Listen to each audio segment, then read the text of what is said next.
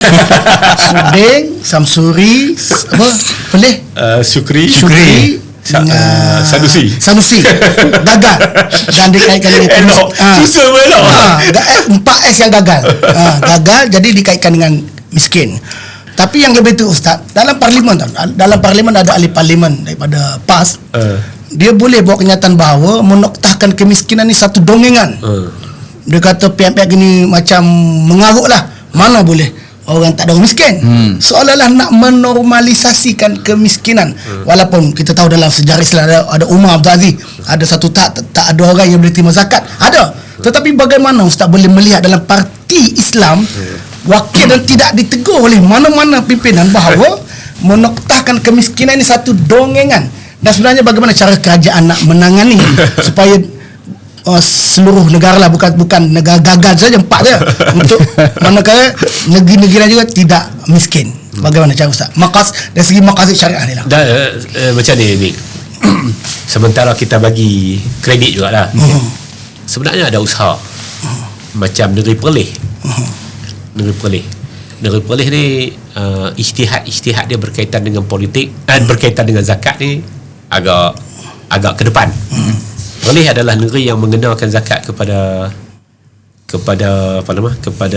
peniaga, kepada penanam harum ni.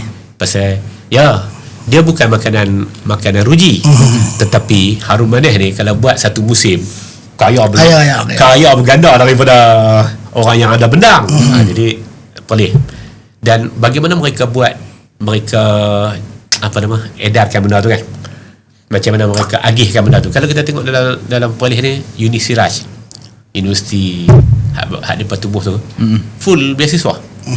Bagi full beasiswa, pengajian free, asrama free, duit pula pukul ke atas 300 ke 500 ke bagi.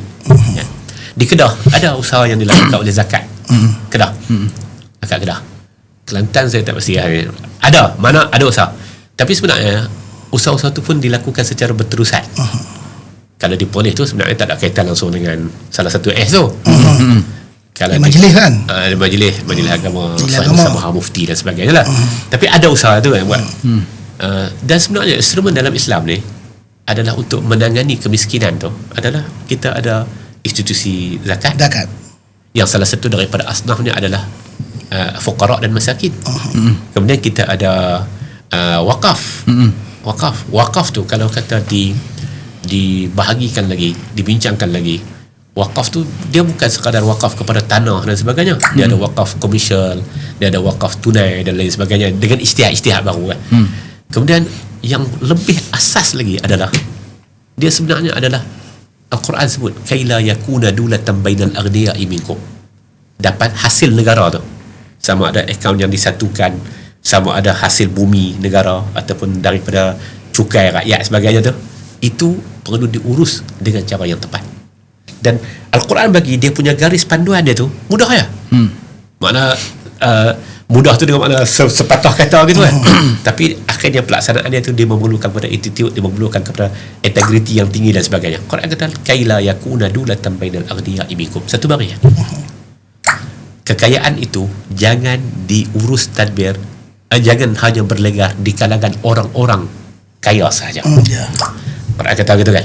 Dan semangat inilah yang menjadi semangat ekonomi madani yang nak dibawa oleh Datuk Seri Anwar Ibrahim.